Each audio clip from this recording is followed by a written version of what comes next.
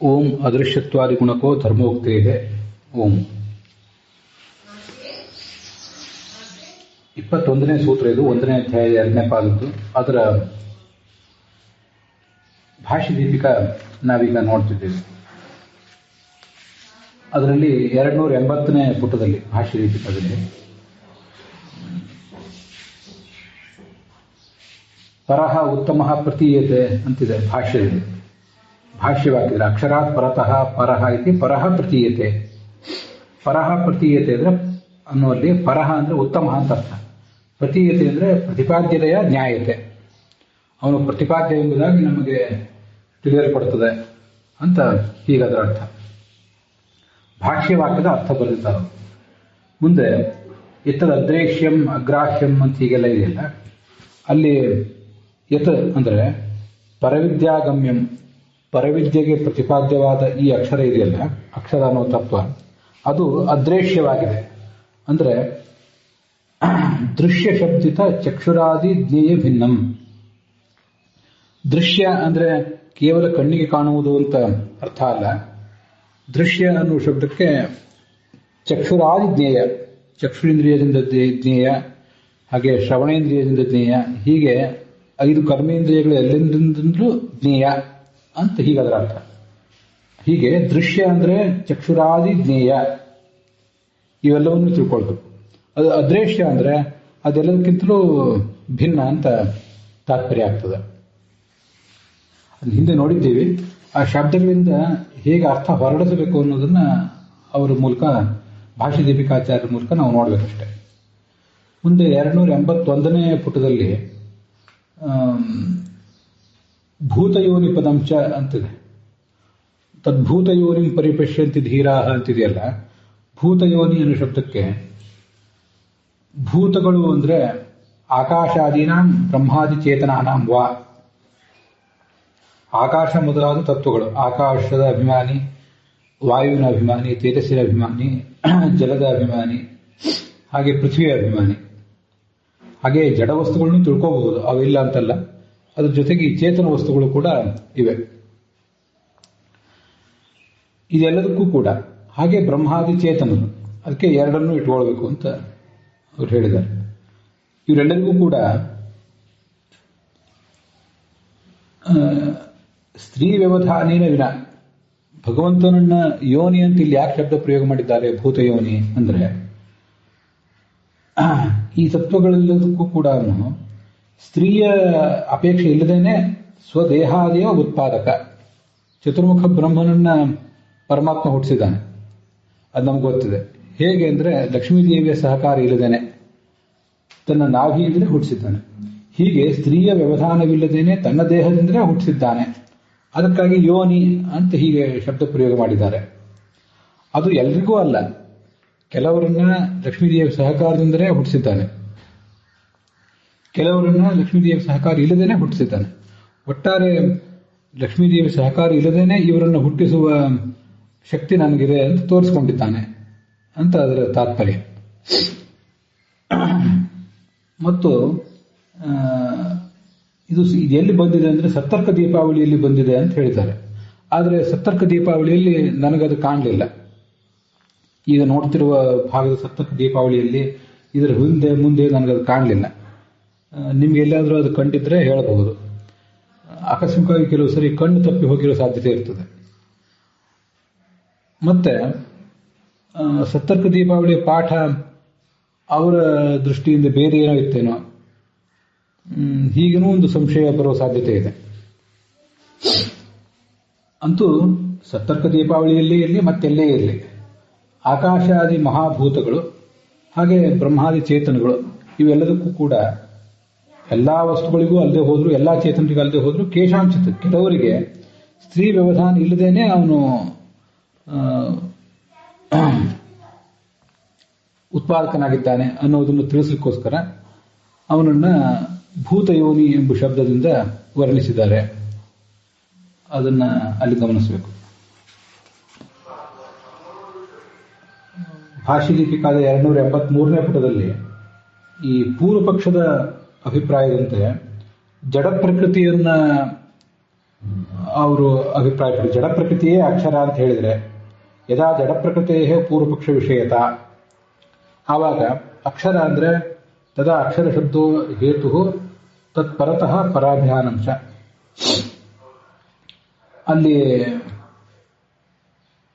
ವ್ಯಧಿಕರಣ ನಾವು ಹಿಂದೆ ನೋಡಿದ್ವಿ, ಸಮಾನಾಧಿಕರಣ ಮತ್ತು ವ್ಯಧಿಕರಣ ಅಂತ ನೋಡಿದ್ವಿ. ವ್ಯಧಿಕರಣ ಅಂದರೆ ವಿಭಕ್ತಿ ಒಂದೇ ಇದ್ರೂ ಕೂಡ ಬೇರೆ ಬೇರೆಯವರನ್ನು ಹೇಳ್ತಿರ್ತದೆ. ಅಕ್ಷರ ಅಂದರೆ ಜಡ ಪ್ರಕೃತಿ, ಅದಕ್ಕಿಂತ ಪರ ಅಂದರೆ ಚೇತನ ಪ್ರಕೃತಿ, ಅದಕ್ಕಿಂತ ಪರ ಅಂದರೆ ವಿಷ್ಣು ಅಂತ ಹೀಗರ್ಥ. ಮುಂದೆ ಯದಾಚ ಚಿತ್ಪ್ರಕೃತಿ ತದಾ ಅಕ್ಷರ ಶಬ್ದ ತತ್ಪರೋ ಹೇತು ಸಮಾನಾಧಿಕರಣೆ ಪಂಚಮ್ಯವು. ಅಲ್ಲಿ ಪಂಚಮಿ ವಿಭಕ್ತಿ ಏನಿದೆ ಸಮಾನಾಧಿಕರಣ, ಎರಡೂ ಪಂಚಮಿ ವಿಭಕ್ತಿಗಳು ಕೂಡ ಚಿತ್ಪ್ರಕೃತಿಯನ್ನೇ ಹೇಳ್ತವೆ. ಪರತಃ ಅಕ್ಷರಾತ್ ಅಂತ ಹೀಗರ್ಥ. ಶ್ರೇಷ್ಠವಾದ ಅಕ್ಷರಕ್ಕಿಂತ, ಹೀಗೆ ಪರತಃ ಮತ್ತು ಅಕ್ಷರಾತ್ ಅನ್ನೋದೆರಡು ಕೂಡ ವಿಶೇಷಣಗಳು ಈ ಚಿತ್ ಪ್ರಕೃತಿಯ ಕುರಿತು ಅವರು ಪೂರ್ವಪಕ್ಷ ಮಾಡುವಾಗ. ಮತ್ತೆ ಜಡ ಪ್ರಕೃತಿಯ ಕುರಿತು ಪೂರ್ವಪಕ್ಷ ಮಾಡುವಾಗ ವ್ಯಧಿಕರಣ ಬೇರೆ ಬೇರೆ. ಒಂದು ಅಕ್ಷರ ಜಡ ಪ್ರಕೃತಿ, ಅದಕ್ಕಿಂತ ಪರ ಚೇತನ ಪ್ರಕೃತಿ, ಅದಕ್ಕಿಂತ ಪರನಾದವನು ಪರಮಾತ್ಮ ಅಂತ, ಹೀಗೆ ಮೂರು ವಸ್ತುಗಳು. ಚಿತ್ ಪ್ರಕೃತಿಯ ಬಗ್ಗೆನೇ ಅವರು ಪೂರ್ವಪಕ್ಷ ಆದರೆ ಎರಡೇ ವಸ್ತುಗಳು, ಶ್ರೇಷ್ಠವಾದ ಚಿತ್ ಪ್ರಕೃತಿಗಿಂತ ಉತ್ತಮ ಅಂತ ಹೀಗೆ. ಅದನ್ನು ಹಿಂದೆ ನೋಡಿದ್ದೇವೆ, ಅದನ್ನೇ ಅವರು ಮತ್ತೊಂದ್ಸರಿ ಭಾಷ್ಯ ದೀಪಿಕಾದಲ್ಲಿ ಬಂದದನ್ನು ನೋಡ್ತಾ ಇದ್ದೇವೆ ಅಷ್ಟೇ. ಇದಾದ ನಂತರ 284ನೇ ಪುಟದಲ್ಲಿ ಭಾಷ್ಯವನ್ನು ತೋರಿಸಿದ್ದಾರೆ. ಭಾಷ್ಯ ದೀಪಿಕಾದಲ್ಲಿ ತಮೇವಂ ವಿದ್ವಾನ್ ಅಮೃತ ಭವತಿ ಅನ್ನೋದು ತೈತರಿಯ ಆರಣ್ಯಕ, ತತ್ಕರ್ಮ ಹರಿತೋಷಂಬಿತ ಸಾ ವಿದ್ಯಾ ತನ್ಮತಿರಿಯ ಅಂತ ಅನ್ನೋದು ಇದು ಭಾಗವತ. ನಾವೀಗಾಗಲೇ ಅದನ್ನು ಹಿಂದೆ ನೋಡಿದ್ದೇವೆ. ಮುಂದೆ ಅಥ ದ್ವೇವಾವ ವಿದ್ಯೆ ವೇದಿತವ್ಯೇ ಪರಾಚೈವಾಪರಾಚ ತತ್ರ ಯೇ ವೇದ ಯಾನ್ಯಂಗಾನಿ ಯಾನ್ಯುಪಾಂಗಾನಿ ಯಾನಿ ಪ್ರತ್ಯಂಗಾನಿ ಸಾ ಅಪರ ಅಥ ಪರ ಯಯಾಸ ಹರಿರ್ವೇದಿತವ್ಯೋ ಯೋಸಾ ವದೃಶ್ಯೋ ನಿರ್ಗುಣಃ ಪರಮಾತ್ಮ ಅಂತ ಇಷ್ಟಿದೆ. ಇದೇನು ಭಾಗ ಇದೆಯಲ್ಲ, ಇದನ್ನ ಕೆಳಗೆ ಮುಂಡಕೋಪನಿಷತ್ತು ಅದರಲ್ಲಿ 1:1:5 ಅಂತ ಹಾಕಿದ್ದಾರೆ. ವಸ್ತುತಃ ಇದು ಮುಂಡಕೋಪನಿಷತ್ತಿಂದ ಅಲ್ಲ. ಈ ಹಿಂದಿನ ಪಾಠದಲ್ಲಿ ನನಗದನ್ನು ಸ್ಪಷ್ಟಪಡಿಸ್ಲಿಕ್ಕೆ ಆಗಲಿಲ್ಲ. ನನಗೊಂದು ಗೊಂದಲ ಇತ್ತು, ಆದರೆ ಆವಾಗ ಅದನ್ನು ಸ್ಪಷ್ಟಪಡಿಸ್ಲಿಕ್ಕೆ ಆಗಲಿಲ್ಲ. ಇದು ಆದ್ದರಿಂದ ನೀವು ಓದುಗರು ನಿಮ್ಮ ಭಾಷ್ಯ ದೀಪಿಕಾ ಪುಸ್ತಕದಲ್ಲಿ ಇದು ಮುಂಡಕೋಪನಿಷತ್ತಿಂದ ಅಲ್ಲ ಹೊರತು ಶಾಖಾಂತರದಲ್ಲಿದ್ದದ್ದು ಅಂತ ಬರ್ಕೋಬೇಕು. ಸಂಸ್ಕೃತ ವಾಕ್ಯ ಆದರೆ ಶಾಖಾಂತರಗತಮಿದಂ ನ ಮುಂಡಕೋಪನಿಷದ್ಗತಂ ಅಂತ ಬರ್ಕೊಳ್ಬೇಕು. ಇಲ್ಲಿ ಬರ್ಕೊಳ್ಳೋದಲ್ಲದೇನೆ ಬ್ರಹ್ಮಸೂತ್ರ ಭಾಷ್ಯ ಪುಸ್ತಕದಲ್ಲಿಯೂ ಕೂಡ ಅದೇನು ಆ ವಾಕ್ಯ ಬಂದಿದೆ, ಅಲ್ಲಿ ಇದು ಶಾಖಾಂತರಗತಮಿದಂ ನ ಮುಂಡಕೋಪನಿಷದ್ಗತಂ ಅಂತ ಬರ್ಕೊಳ್ಬೇಕು. ಇಲ್ಲದೆ ಹೋದರೆ ಮುದ್ರಣ ಮಾಡಿದವ್ರ ಕೈಯಲ್ಲಿ ಅದೆಲ್ಲ ಮುಂಡಕೋಪನಿಷತ್ತಿಂದು ಅಂತಾಗಿ ಹೋಗ್ತದೆ, ಅದು ಗೊಂದಲಕ್ಕೆ ಕಾರಣ ಆಗ್ತದೆ. ಆಯಿತು, ಯಾಕೆ ಆಚಾರ್ಯರು ಶಾಖಾಂತರದಲ್ಲಿದ್ದನ್ನು ಹೇಳಿದ್ದಾರೆ ಅಂದರೆ ಮುಂಡಕೋಪನಿಷತ್ತು ಮೊದಲಾದ 10 ಉಪನಿಷತ್ತುಗಳು ಬಹಳ ಪ್ರಸಿದ್ಧ, ಅವು ನಿಮಗೆ ಗೊತ್ತಾಗ್ತವೆ. ನಾನು ಅದನ್ನು ಕೋಟ್ ಮಾಡಬೇಕಾಗಿಲ್ಲ. ಬೇರೆ ಯಾವ ಶಾಖೆ ನಿಮ್ಮ ಅಧ್ಯಯನದ ಅಳತೆಯಲ್ಲಿ ನಿಮಗೆ ಸಿಗುವುದೇ ಸಾಧ್ಯ ಇಲ್ವೋ ಅಂಥದ್ದನ್ನು ಬೇರೆ ಯಾವುದೋ ಶಾಖೆಯಲ್ಲಿ, ಬೇರೆ ಯಾವುದೋ ವೇದ, ಬೇರೆ ಯಾವುದೋ ಶಾಖೆ ಅಲ್ಲಿ ಬಂದದ್ದನ್ನು ನಾನು ಕೋಟ್ ಮಾಡ್ತಾ ಇದ್ದೀನಿ ಅಂತ ಆಚಾರ್ಯ ಕೋಟ್ ಮಾಡಿದ್ದಾರೆ. ಹಾಗಾದರೆ ಮುಂಡಕೋಪನಿಷತ್ತಿನಲ್ಲಿ ಏನಿದೆ ಅದು ಅಂತ ನೋಡಿದರೆ ಅದನ್ನು ಹೀಗೆ ನೋಡಬೇಕು. ದ್ವೇ ವಿದ್ಯೆ ವೇದಿತವ್ಯೇ ಪರಾಚೈವಾಪರಾಚ ತತ್ರ ಅಪರ ಋಗ್ವೇದ ಯಜುರ್ವೇದ ಸಾಮವೇದ ಅಥರ್ವವೇದ ಶಿಕ್ಷಾ ವ್ಯಾಕರಣಂ ನಿರುಕ್ತಂ ಛಂದಃ ಜ್ಯೋತಿಷಮಿತಿ ಅಥ ಪರ ಯಯಾ ತದಕ್ಷರಮಧಿಗಮ್ಯತೆ ಅಂತಿದಿಷ್ಟು ಮುಂಡಕೋಪನಿಷತ್ನಲ್ಲಿದೆ. ದ್ವೇ ವಿದ್ಯೆ ವೇದಿತವ್ಯೇ ಅಂತಿರೋದನ್ನು ಗಮನಿಸಬೇಕು. ಈ ಶಾಖಾಂತರದಲ್ಲಿ ದ್ವೇ ವಾವ ಅಂತ ಒಂದು ಪ್ರತ್ಯೇಕ ಶಬ್ದ ಇದೆ. ದ್ವೇ ವಾವ ವಿದ್ಯೆ ಅಂತ, ಆ ದ್ವೇ ವಾವ ಅಂತ ಅನ್ನೋದು ಈ ಮುಂಡಕೋಪನಿಷತ್ನಲ್ಲಿ ಕಾಣಿಸೋದಿಲ್ಲ. ಮತ್ತೆ ಹೀಗೆ ಈ ಭಾಗದ ಆರಂಭದಲ್ಲಿ ಅಥ ಅಂತ ಅನ್ನುವುದು ಮುಂಡಕೋಪನಿಷತ್ನಲ್ಲಿಲ್ಲ. ಮುಂಡಕ ಅಂದ್ರೆ ಅಥರ್ವಣ, ಅದರಲ್ಲಿಲ್ಲ. ಆದರೆ ಆಚಾರ್ಯರು ಕೊಟ್ಟ ಶಾಖಾಂತರದಲ್ಲಿ ಅಥ ಅಂತಿದೆ. ಮುಂದೆ ವಾವ ಅಂತ ಆಚಾರ್ಯ ಕೊಟ್ಟ ಶಾಖಾಂತರದಲ್ಲಿದೆ, ಅದು ಮುಂಡಕೋಪನಿಷತ್ನಲ್ಲಿಲ್ಲ. ಅಥ ದ್ವೇವಾವ ವಿದ್ಯೆ ವೇದಿತವಿ ಪರಾಚೈ ವಾಪರಾಚ ಅಂತ ಹೀಗೆ ಕೇಳಿ ಬರ್ತದೆ. ಅಲ್ಲಿ ಬ್ರಹ್ಮವಿದೋ ವದಂತಿ ಅಂತ ಇನ್ನೊಂದಿದೆ ಮುಂಡಕೋಪನಿಷತ್ನಲ್ಲಿ. ಆ ಬ್ರಹ್ಮವಿದೋ ವದಂತಿ ಅಂತ ಅನ್ನೋದು ಇಲ್ಲಿ ಕಾಣಿಸೋದಿಲ್ಲ.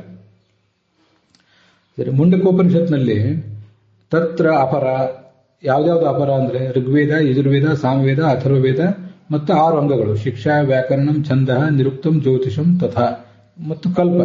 ನಾನು ತಥಾ ಅಂತ ಹೇಳಿದ್ದೇನಿದೆ ಅದು ಇಲ್ಲಿ ಬಂದದ್ದಲ್ಲ, ಕೋಶದಲ್ಲಿ ಬಂದದ್ದನ್ನು ನಾನು ನೆನಪು ಮಾಡ್ಕೊಳ್ಳಿಕ್ಕಾಗಿ ಹೇಳಿದೆ. ಹೀಗಲ್ಲಿ 6 ಅಂಗಗಳನ್ನು ಹೇಳಿದ್ದಾರೆ. ಅದಾದ್ಮೇಲೆ ಅಥ ಪರ ಯಯಾತದಕ್ಷರ ಮತಿಗಮ್ಯತೆ. ಅನಂತರ ಪರವಿದ್ಯೆ ಯಾವುದು ಅಂದ್ರೆ ಯಯಾತದಕ್ಷರಂ, ಯಾವ ಅಕ್ಷರತತ್ವವು ಯಾವ ವಿದ್ಯೆ ಅಂತ ತಿಳಿಯಲ್ಪಡ್ತದೋ ಅದು ಪರವಿದ್ಯೆ ಅಂತ ಹೇಳಿದ್ದಾರೆ. ಈ ಶಾಖಾಂತರ್ಗತದಲ್ಲಿ ಅಥ ತತ್ರ ವೇದಾಹ ಅಂತ ವೇದಗಳನ್ನು ತಗೊಂಡ್ಬಿಟ್ಟಿದ್ದಾರೆ. ಎಲ್ಲ ಋಗ್ವೇದ, ಯಜುರ್ವೇದ ಅಂತ ಈ ಪ್ರತಿಯೊಂದನ್ನು ತಗೊಂಡಿಲ್ಲ. ಮುಂದೆ ಅಂಗ, ಉಪಾಂಗ, ಪ್ರತ್ಯಂಗ ಅಂತ ತಗೊಂಡಿದ್ದಾರೆ. ಇವುಗಳನ್ನೇ ತಿಳ್ಕೊಳ್ಳೋ ಪಂಡಿತರು ಅಂಗ, ಪ್ರತ್ಯಂಗ, ಉಪಾಂಗ ಅಂದ್ರೆ ಯಾವ್ದಾವ್ದು ತಿಳ್ಕೊಳ್ಬೇಕು ಅಂತ ಅನ್ನೋದನ್ನು ಬರೆದಿದ್ದಾರೆ. ಈ ಆಯುರ್ವೇದ, ಧನುರ್ವೇದ, ಗಾಂಧರ್ವ, ಸ್ಥಾಪತ್ಯ ಇವೆಲ್ಲವೂ ಕೂಡ ಉಪಾಂಗಗಳು, ಮತ್ತೆ ಉಳಿದ ಕಲೆಗಳೆಲ್ಲವೂ ಕೂಡ ಪ್ರತ್ಯಂಗಗಳು ಅಂತ ಹೀಗೆ ಅದನ್ನ ಅವ್ರು ಬರೆದಿರೋರು. ಅಥ ಯಾನಿ ಪ್ರತ್ಯಂಗಾನಿ ಸಹ ಅಪರ. ಅಥ ಪರ, ಅಥ ಅಂತ ಅನ್ನೋದು 2 ಕಡೆನೂ ಕೂಡ ಇದ್ದೇ ಇದೆ. ಮುಂಡಕೋಪನಿಷತ್ತಿನ ಭಾಗದಲ್ಲೂ ಇದೆ, ಹಾಗೆ ಶಾಖಾಂತರ್ಗತದಲ್ಲಿ ಕೂಡ ಅಥ ಅಂತಿದೆ. ಅಥ ಪರ ಯಯಾಸ ಹರಿರಿ ವೇದಿತವ್ಯ. ಶಾಖಾಂತರದಲ್ಲಿ ಹರಿ ಅಂತಿದೆ, ಮುಂಡಕೋಪನಿಷತ್ತಿನಲ್ಲಿ ಯಯಾತದ ಅಕ್ಷರ ಮತಿಗಮ್ಯತೆ ಅಂತಿದೆ. ಮತ್ತೆ ಶಾಖಾಂತರದಲ್ಲಿ ಹರಿಹಿ ವೇದಿತವ್ಯ ಯಹ ಅಸೌ ಅದೃಶ್ಯ, ಅವನು ಅದೃಶ್ಯನಾಗಿದ್ದಾನೆ, ನಿರ್ಗುಣನಾಗಿದ್ದಾನೆ, ಪರಹ ಸರ್ವೋತ್ತಮನಾಗಿದ್ದಾನೆ, ಪರಮಾತ್ಮ ಶ್ರೇಷ್ಠ ಆತ್ಮನಾಗಿದ್ದಾನೆ ಅಂತ ಹೀಗೆಲ್ಲ ಅಲ್ಲಿ ವರ್ಣನೆ. ಇಷ್ಟು ವ್ಯತ್ಯಾಸ ಇದೆ. ಆದ್ದರಿಂದ ಶಾಖಾಂತರ್ಗತಮಿದಂ ನ ಮುಂಡಕೋಪನಿಷದ್ಗತಂ ಅಂತ ನಿಮ್ಮ ಪುಸ್ತಕದಲ್ಲಿ ನೀವು ಬರ್ಕೊಳ್ಬೇಕು.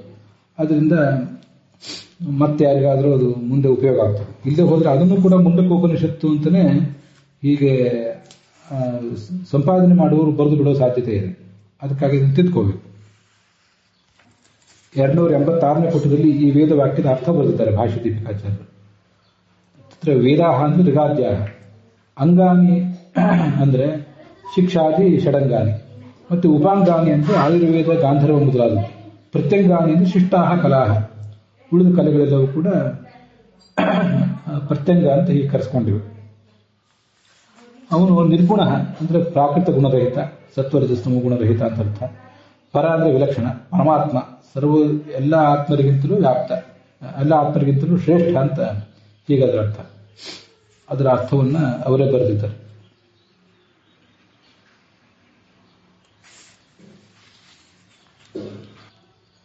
ನೇ ಪುಟದಲ್ಲಿ ಭಾಷ್ಯ ದೀಪಿಕಾಚಾರ್ಯರು ಒಂದು ಸಣ್ಣ ವಿಷಯ ಚರ್ಚಿಸಿದ್ದಾರೆ. ನಚ ಅನುವ್ಯಾಖ್ಯಾನೆ ಬ್ರಹ್ಮಸೂತ್ರಸ್ಯ ಪರವಿದ್ಯಾತ್ವೋಕ್ತಿ ವಿರೋಧ. ಅನುವ್ಯಾಖ್ಯಾನದಲ್ಲಿ ಬ್ರಹ್ಮಸೂತ್ರವನ್ನು ಪರವಿದ್ಯಾ ಅಂತ ಹೇಳಿದ್ದಾರಲ್ವಾ, ಇಲ್ಲಿ ನೀವು ಋಗಾದಿ ವೇದಗಳನ್ನೇ ಪರವಿದ್ಯಾ ಅಂತ ಹೇಳ್ತಾ ಇದ್ದೀರಲ್ಲ, ಅದು ಸರಿಯಾಗುವುದಿಲ್ವಲ್ಲ. ಬ್ರಹ್ಮಸೂತ್ರ ಅನ್ನೋದು ನಿರ್ಣಾಯಕ ಗ್ರಂಥ, ಅರ್ಥ ಹೇಗೆ ಮಾಡಬೇಕು ಅಂತ ತಿಳಿಸೋ ಗ್ರಂಥ. ಈ ಋಗಾದಿ ವೇದಗಳೆಲ್ಲವೂ ಕೂಡ ನಿರ್ಣಯಿಸಲ್ಪಡಬೇಕಾದ ಗ್ರಂಥಗಳು. ಆದ್ರಿಂದ ನಿರ್ಣಾಯಕವಾದ ಬ್ರಹ್ಮಸೂತ್ರವೇ ಪರವಿದ್ಯೆ ಆಗಬೇಕು ಅಂತ ಅಲ್ಲಿ ಬಂದಿದೆ.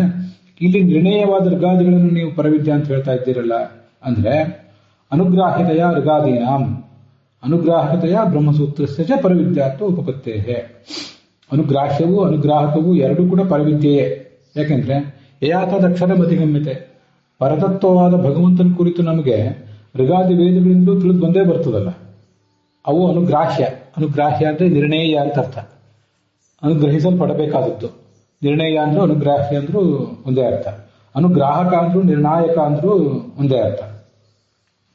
ಅನುಗ್ರಾಹ್ಯವಾದ ಋಗಾದಿ ವೇದಗಳು ಕೂಡ ಪರವಿದ್ಯೆ ಆಗಬಹುದು. ಹಾಗೆ ಅನುಗ್ರಾಹಕವಾದ ಅಂದ್ರೆ ನಿರ್ಣಾಯಕವಾದ ಬ್ರಹ್ಮಸೂತ್ರವೂ ಪರವಿದ್ಯೆ ಆಗಬಹುದು.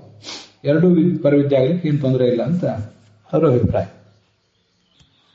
ಅಲ್ಲಿಗೆ ಈ ಭಾಗ ಸಮಾಪ್ತವಾಗಿದೆ. ಭಾಷ್ಯ ದೀಪಿಕಾನು ಸಮಾಪ್ತ ಆಗಿದೆ.